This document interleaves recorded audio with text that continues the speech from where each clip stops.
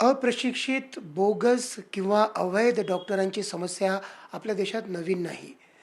अशा डॉक्टरांमुळे कित्येक पेशंट्स दगावले आहेत आणि कित्येकांचा जो आजार आहे तो बळावला आहे. अशा वेळेस आपण ज्या डॉक्टरकडे जातोय तो प्रशिक्षित आहे का? तो योग्य त्याची नोंदणी झाली आहे का? तो आपल्या आजारावरती व्यवस्थित वैद्यकीय निदान करू शकतो का? आपला उपचार करू शकतो का? हे कसं कळणार? या संदर्भात महाराष्ट्र मेडिकल काउन्सिल एक फार मोठा निर्णय घेत आहे आणि नवीन वर्षापासून या प्रक्रियेला सुरुवात होणार आहे. कोणता आहे तो निर्णय आणि कशा पद्धतीनं आपल्या डॉक्टरची आपण ओळख करू शकणार आहोत, आज आपण जाणून घेणार आहोत. आपल्यासोबत आहेत महाराष्ट्र मेडिकल काउन्सिलचे प्रशासक डॉक्टर विंकी रुगवानी. विंकीजी, NDTV मराठीमध्ये आपलं स्वागत आहे.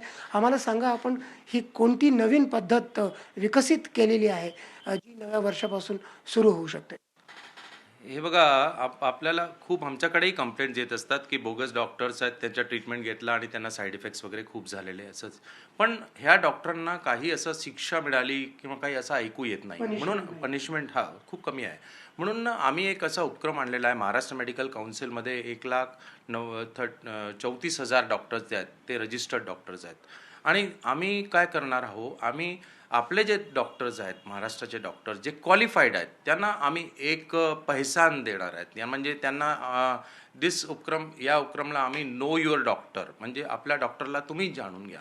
तर असा त्यांना आम्ही एक QR कोड देणार आहे आणि ते QR कोड म्हणजे त्यांना त्यांच्या क्लिनिकमध्ये, त्यांच्या हॉस्पिटलच्या वेटिंग रूममध्ये लावावं लागेल आणि ते पेशंट लोक आहेत ते त्यांना हे करू शकतात, त्यांना स्कॅन करू शकतात आणि त्या डॉक्टरांच्या त्यांची क्वालिफिकेशन, त्यांची व्हॅलिडिटी ते it can be seen on that QR code. Also हे आपल्या म्हणजे घरी बसूनही पेशंट लोक मोबाईलच्या ॲपने किंवा त्याच्याने ते जाणू शकतात की ज्या डॉक्टरांकडे त्यांना जायचं आहे ते डॉक्टर क्वालिफाईड आहे की नाही आहे. तर असं ह्या उपक्रम आणल्यामुळे त्यांना हे कळेल की जे डॉक्टर त्यांच्या ते इलाज घेणार आहेत, त्यांच्याकडे जाणार आहेत, ते क्वालिफाईड आहेत किंवा नाही आहेत, ते रजिस्टर्ड आहेत किंवा नाही आहेत, ते ॲक्च्युअल म्हणजे व्हॅलिड डॉक्टर्स आहेत. एक्झॅक्टली. आणि हे कळलं की एखादा डॉक्टर योग्य नाही आहे, प्रशिक्षित नाही आहे, तर मग काय कारवाई करता येईल? हे कारवाई आमच्याकडे नाही आहे. ते बोगस डॉक्टर्स आहेत त्यांची कारवाई जी आहे जे जिल्हास्तरीय म्हणजे कलेक्टर लेव्हलवर होत असते. आणि याच्यासाठी आमची एक अशी म्हणजे डॉक्टर्स ऑर्गनायझेशन्सची ही अशी मागणी आहे किंवा मेडिकल काउन्सिलची की जास्तीत जास्त मेडिकल फ्रॅटर्निटीचे जे लोक आहेत त्यांना या कमिटीमध्ये सम्मिलित करायला पाहिजे, असं आमची एक सूचना म्हणजे असा रिक्वेस्ट सरकारला. आपण ही जी नवीन व्यवस्था करतोय कधीपासून सुरू आहे?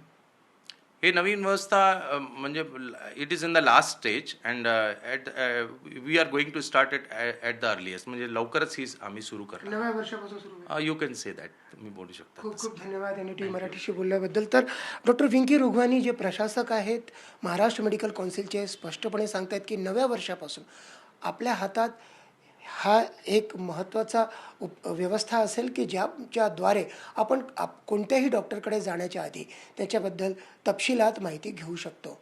आणि जर कोणी बोगस डॉक्टर आहे तर त्याची कलेक्टरकडे, जिल्हाधिकाऱ्याकडे तक्रार करू शकतो. व्हिडिओ जर्नलिस्ट विनय शुक्लासोबत संजय तिवारी, NDTV मराठी, नागपूर.